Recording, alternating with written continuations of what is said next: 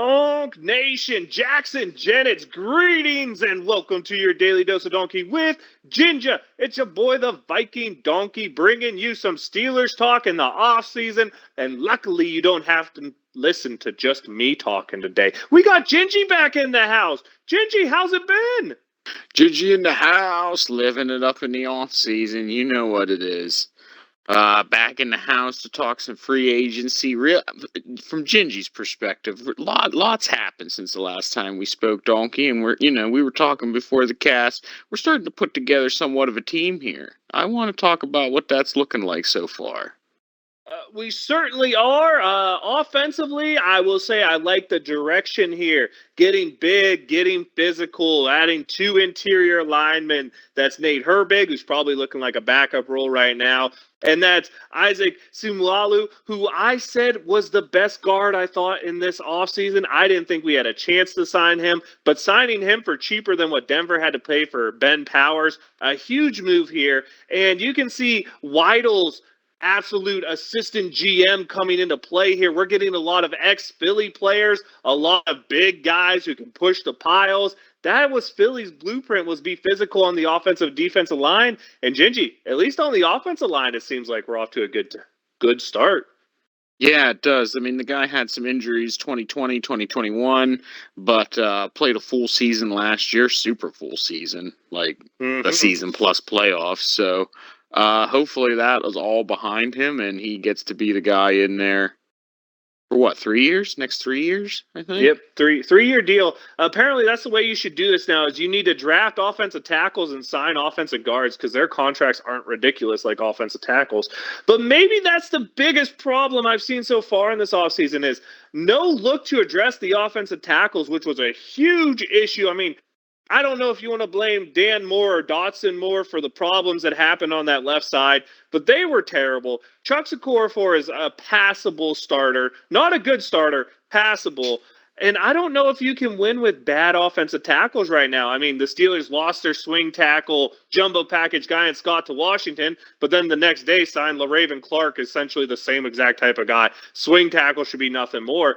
I'm a little concerned by the lack of movement here in offensive tackle, especially if the Steelers are going to stay pat at 17, Gingy. I don't know if you can get a starting tackle at 17, at least not a left one. Yeah, I don't know on the open market like that, Donkey. That might be where we're headed in the draft. Who knows? 17 is going to be a tough pick for that position, though. For sure. Gingy, some weird things happen on the offensive side of the ball, though, and off-season moves. I mean, Zach Gentry's back. I love it. Y'all know I love the Cerberus tight end things. But letting Steven Sims go to Houston for less money than we would have saved by cutting Gunnar Olszewski seemed like a really weird move for me since didn't Steven Sims take Olszewski's job last year? Yeah, eventually. Maybe we're thinking that Calvin Austin is going to be actually able to play this year. Or Anthony Miller, any of those injured slot guys last year who didn't seem to cut it. Speaking of cuts, saved $20 million, got rid of Miles Jack, got rid of William Jackson III, but still a couple cuts on that team that could save some money. I mean, Olszewski will save you about $3 million. I know we're sitting at $10 million in space right now, I think, but that's before the Neal deal comes in. And I'm really surprised they haven't looked to pick up a backup quarterback when you're seeing what backup quarterbacks are going for. I mean, like $3 million for, I think it's 3.5 for what Dalton signed. It doesn't sound like anyone's made a move on Mason Rudolph. Do you think the Steelers make any moves to bring in a quarterback to maybe save some money there? Because Trubisky had eight additional $1 million that you could save. Seems like a little bit of a steep price to have a good backup quarterback. Isn't Baker Mayfield still out there? No, he signed a 1 year, $8 million contract with Tampa Bay. Ironically, apparently, Baltimore was really in on him. Oh, my. Baltimore's got more problems than they know what to do with.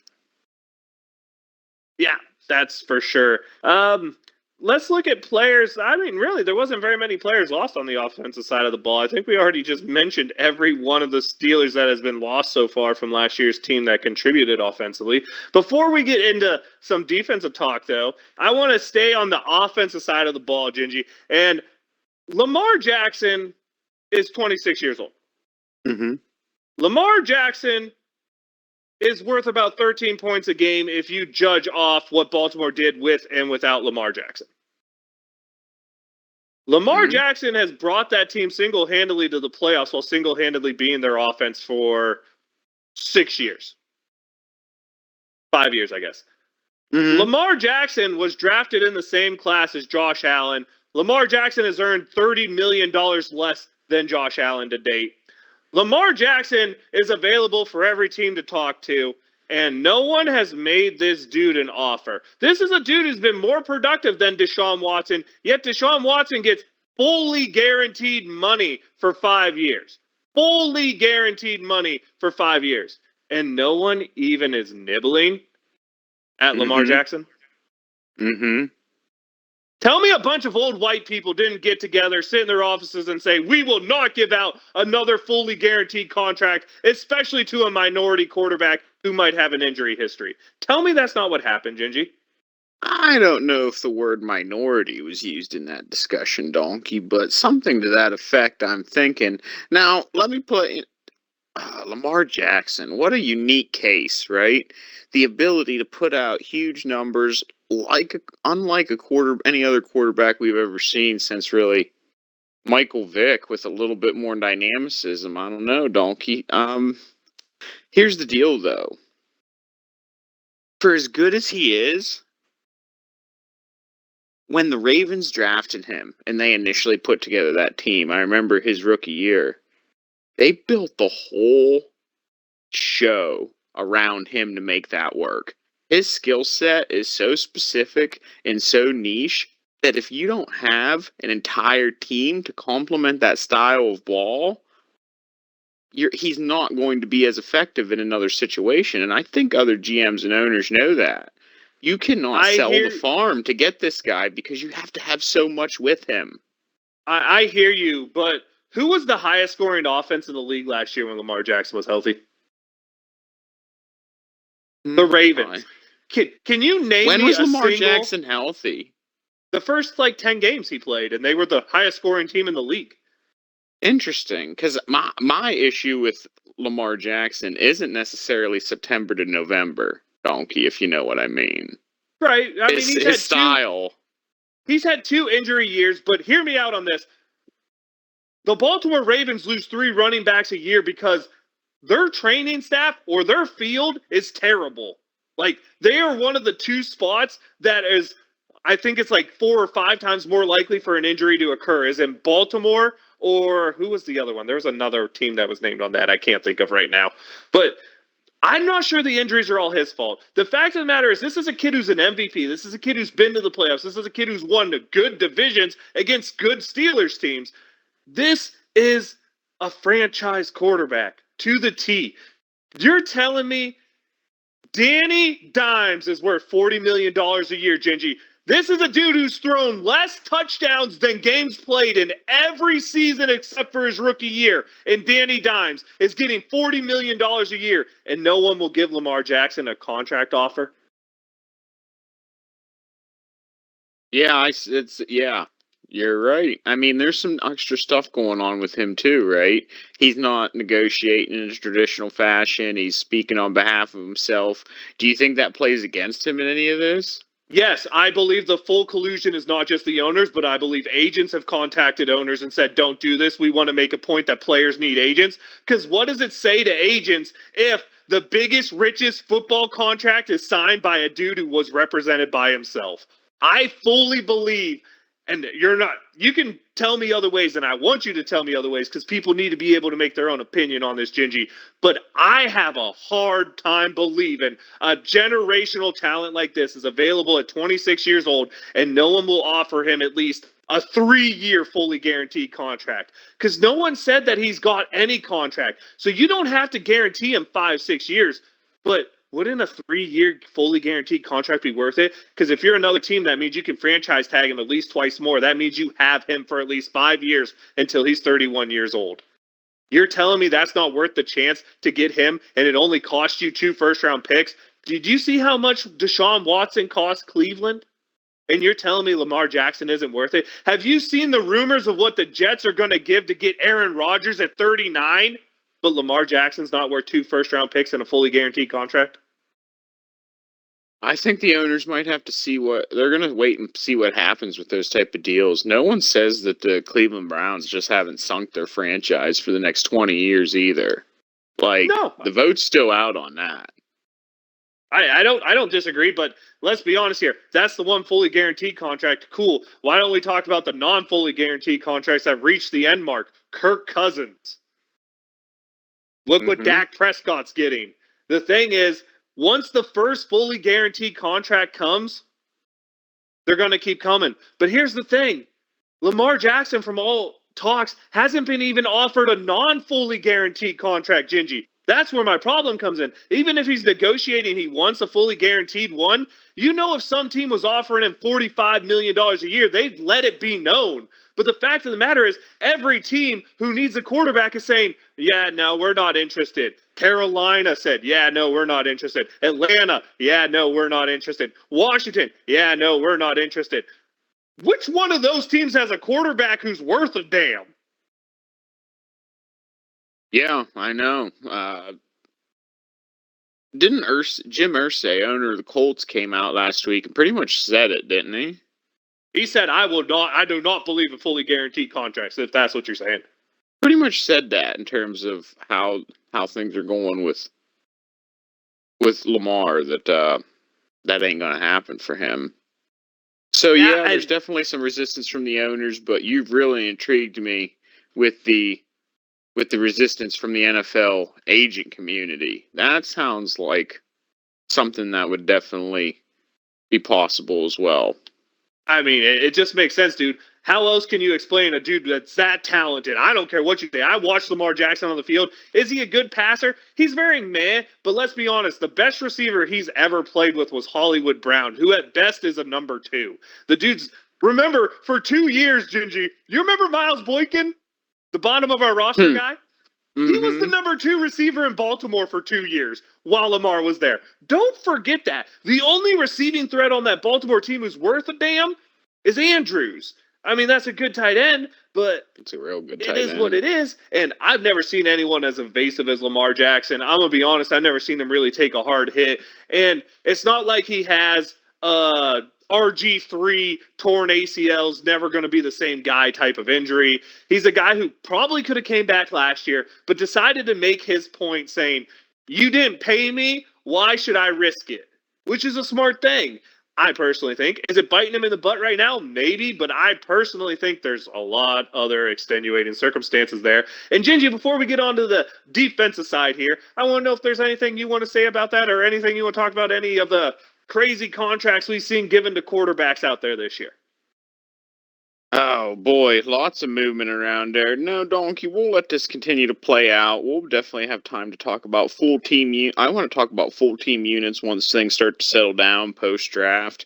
I'm really excited for the draft. I think there's definitely going to be some high movement at the top of that sucker. You know, I think we're talking about the number 3 pick going out. This is allegedly high value QB draft, Donkey. So I think there's going to be some exciting movement up there. There's 5 quarterbacks who are. So you remember the lottery pick draft that included, I think it was Baker Mayfield, Sam Darnold, Josh Allen, Josh Rosen, and Lamar Jackson? Sure. That's this draft, dude. There's a lot of guys who, if you hit, they could be good, but there's a lot of guys who, if you don't hit, you got Ryan Lee. That's still 3 out of 5. There's no solid on them. There's no solid prospect here. Yeah, two out of 5, unless you're really sold on Baker or Darnold. He won a playoff game. Brad Johnson won a Super Bowl. Yeah, amen, brother. Got a ring for it, too.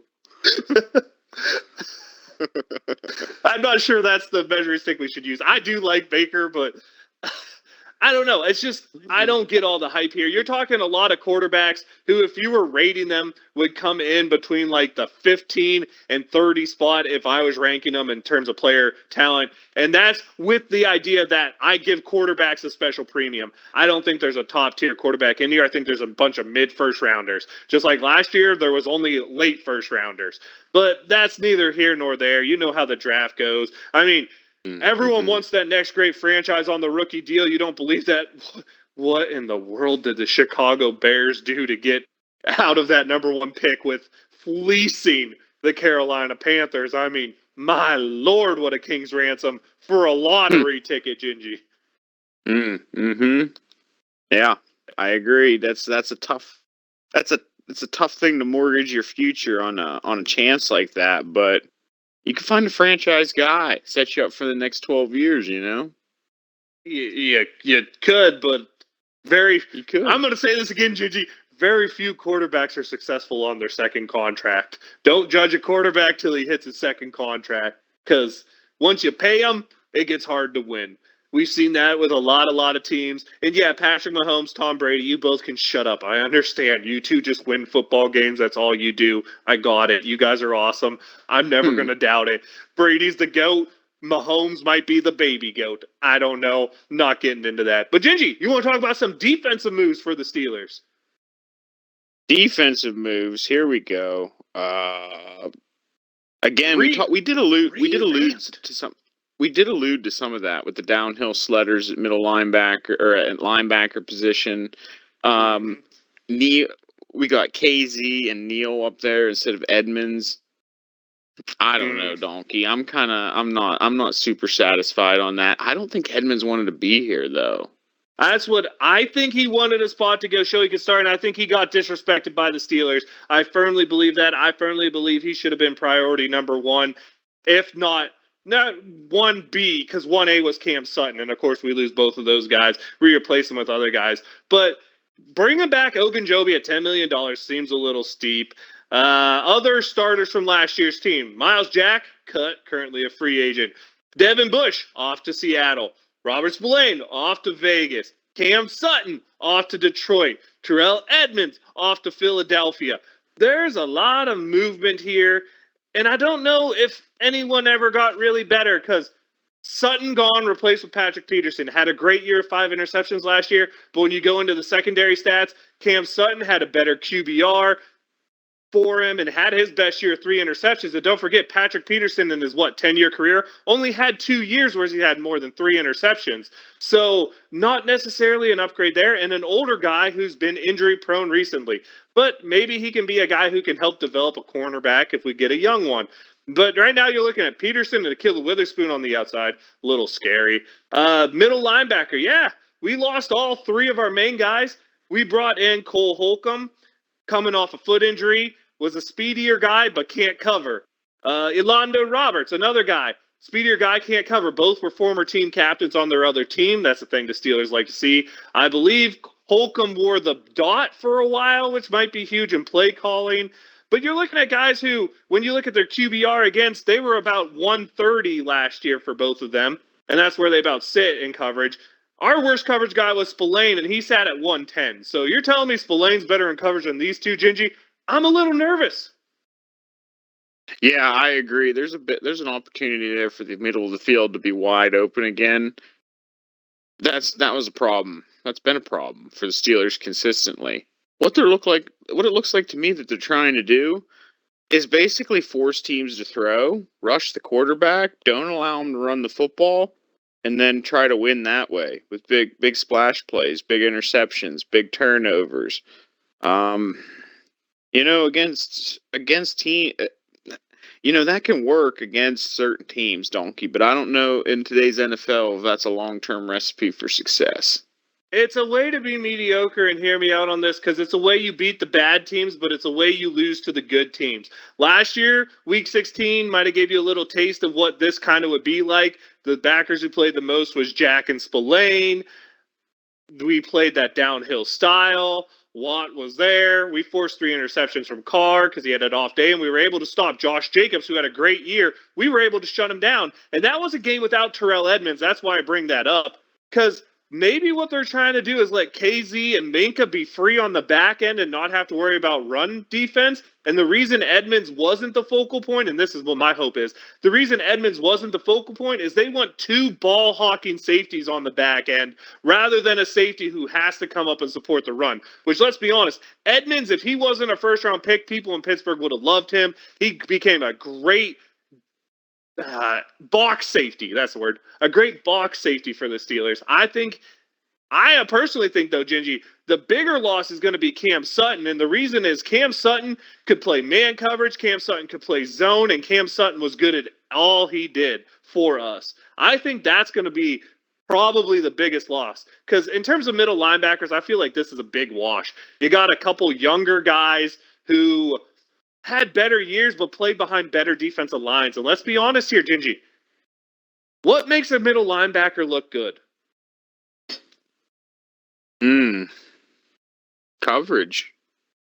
Defensive linemen who make it so that those linemen aren't hitting him. When you're free to run into the hole, you look good. That was both Holcomb and Roberts last year. But maybe there's another guy, Gingy, who was brought in last season that no one talked about because we brought him in off a practice squad, so everyone just assumed he was a no one. That's Tay Crowder, another guy who was a 7th-round pick. He's going to fit a Steeler mold here. He was a former running back in college who didn't play linebacker till like his last year. That's Mark Robinson. Those two guys, maybe there's something there. But the thing is, Tay Crowder actually started 2 or 3 years ago for the Giants and had a 100-tackle season. How many people know that this dude's on our roster? Right. I agree with you, Donkey. The whole defense makes me nervous. There's a lot of new people, a lot of starters gone. And regardless of whether we've upgraded in talent, scheme, otherwise, it's just getting that many guys on the same page again. There's going to be a learning curve. Oh, definitely. There's going to be a new linebacker play style. Why do you think we got rid of Olvalski and brought in Aaron Curry to be the new middle linebacker coach? They want to change the style these linebackers play. And Gingy, I'm not sold it's for the better, but it's going to be something. I'm still a little nervous because it's the modern day NFL, and we still do not have a linebacker who can cover worth a lick. If you want to say, but we brought in Keanu O'Neal, dude, I don't think he can cover worth a lick either. He's a 4'6", 210-pound safety. He's not fast. He's undersized. I'm scared, but what I'm hoping is there's a few good middle linebackers in this draft. I'm hoping one of those second-round picks is used on one of those guys, or we bring in a couple just athletic guys who are more, I don't know, lottery ticket type of guys, some undersized guys in college in the later rounds. But my biggest concern right now is I don't think the Steelers fix the biggest problems on that defense, which is they still don't have a middle linebacker that can cover, and that defensive line still has no depth and still doesn't have that top-tier talent. Oh boy, Donkey. There's no gravedigger Javon Hargrave coming here. He went to San Francisco. There's no Stephon Tuitt coming out of retirement, Gingy. And no offense to Larry Ogunjobi, but Larry Ogunjobi on those teams when the Steelers had a good defensive line would have been the rotational guy. Still relying on Cam Hayward. Yeah, and he's old. And I'm going to say this, and no one wants to hear this, but this is what scares me more than anything, Gingy. Once a Watt starts getting broke, he never stops. Well, JJ still won one or two defensive players a year after that first big injury, didn't he? He was still a monster, but still... Yeah, still finished with 12.5 sacks on his retirement last year, didn't he? Yeah, but how'd those Houston teams do? Well, let me tell you what, there was a lot of business going on with them Houston teams, Donkey. I'm remember when he was a rook? With no depth. Remember when he was a rook in there? I remember him dominating everything. I remember when him and Clowney just made it so you couldn't do anything against that team when they were healthy. And then I remember Watt getting hurt and that Houston defense going from top 10 to 22nd. I've seen it with TJ. The thing is, the Steelers don't have depth at the outside linebacker. Who'd we bring in? Quincy Roche back? That's it? I mean, there has to be a signing. Hopefully it's Bud Dupree, in my opinion. But, Gingy, this defense, scares me. The offense, it seems like we upgraded, right? Because these aren't just replacement players. On the defense, it's like we signed a bunch of replacements for the starters, as you alluded to, but none of them are really upgrades. At most, they're lateral moves. I just tell me that doesn't make you nervous. This unit's going to be a year older and none better. Absolutely, Donkey. I agree with you. We need somebody who's locked down pass coverage. We need one of those guys. Maybe we find someone in one of the later rounds, second or third round. Possibly a trade up, but with the Steelers' history of trading up, God, please no. No, I don't know about that. Maybe there's a interesting free agent who's still available, Gingy. I mean, you look at my free agent board, I believe neither Rockison or Bryce Callahan has signed anywhere. They're as good a lottery tickets to take as Akilla Witherspoon, who's still on the team. And there are some offensive linemen out there, too, we could look at. But, Gingy, closing thoughts on free agency to date. Still too early to say because the team hasn't been built, but what grade are you looking at? The Steelers vastly improved, stalled in neutral, got worse, and just blew it as the bottom tier. Thus far, Gingy gives a grade of B-. The Omar Khan era, I like it, does show change, right? We do not know if that change is for the better. But what I see is a strategic implementation, right? I see a plan. Nobody has the insight to know whether that plan is going to work per se, right? But at least I see a direction that the team is moving in. And that's a positive for me. We're still missing some holes, right? So that's why we're not going to grade them outstanding. We're still got some big holes, like you said, depth at outside linebacker. Still need a franchise tackle. So we're not going to grade them off the charts. But so far, from what I've seen, it's passable. I'm very close with you. I'm on the other side of the ball, though. If I had a grade right now, it would be C+. It's purely because I think the offensive grade was good. I think the offense improved, bringing in Simualu and then bringing in Herbig as a depth type of guy absolutely helps that offensive line. I still think they need to address the tackle, but I think that'll be in the draft. I'm not sure about the receiver room, but again, you can add one in the draft in the third, fourth round. Steelers are good at that and almost always do, so I'm not feeling pressure there. And then bringing back Gentry to me was a huge, vastly underrated move. And then, you could still talk maybe bringing in Mason Rudolph back to cheapen out the contract with Trubisky. Save a few $1 million there. You could look to bring back, like I said, Watt. I mean, so there's still some moves that could be made. Right now, I'd say the offense, I see improvement. The defense, I honestly feel like we've gotten older and not better. I think we overpaid for Ogunjobi, and I think the other positions, I don't see them as a real upgrade right now because both Holcomb and Roberts are going to need. I don't think Roberts is a starter, and Holcomb's going to need the ability to have open lanes to get going. That's saying he regains himself from that Liz Frank injury, always a scary thing to have happen. So I'm very close to you on those grades, Gingy.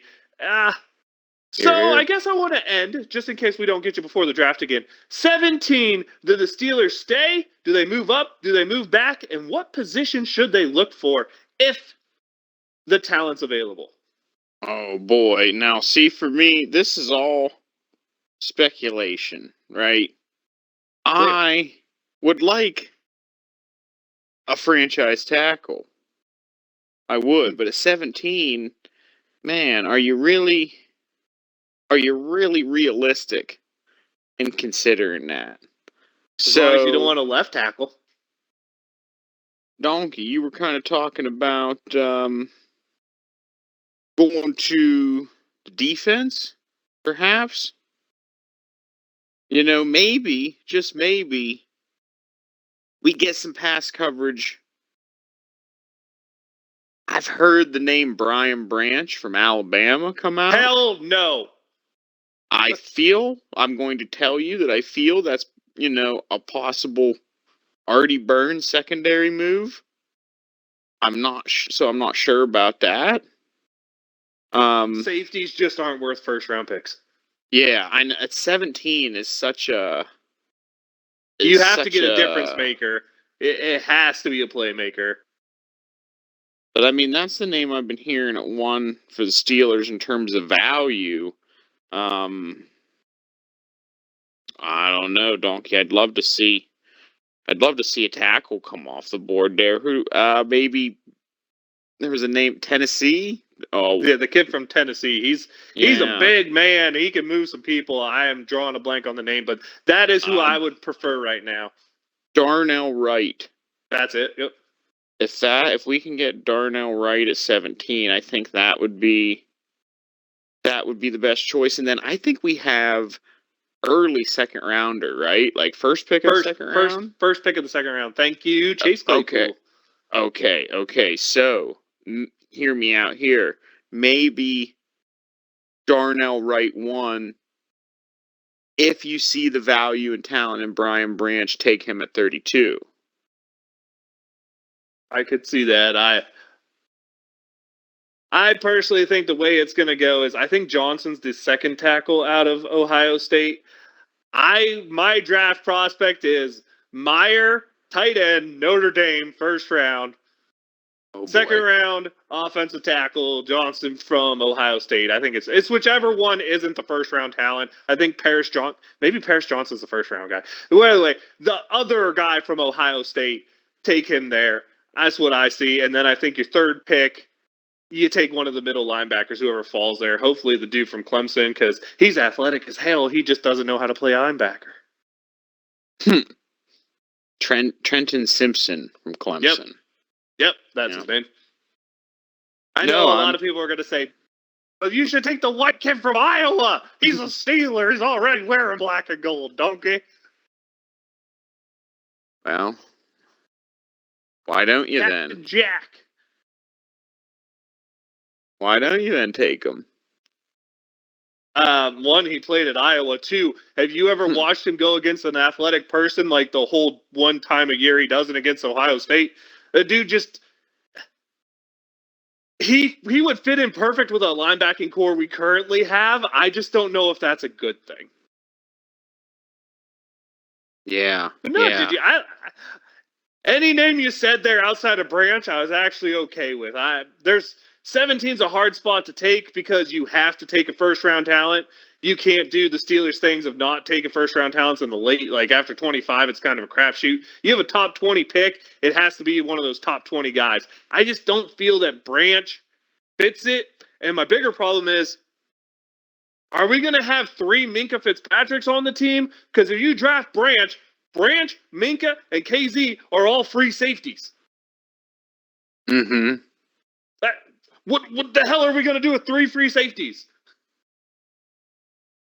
Well, you got Neil. You got Neil holding in the box. Boy. I hope the best. I really hope the best for that he could be his first 2-year self. But last 5 years, him, no, thank you, Gingy. Mm-hmm. Mm-hmm. All right, Gingy, this is the time. Any closing thoughts before we get to a shout-out phrase? No, I'm feeling good.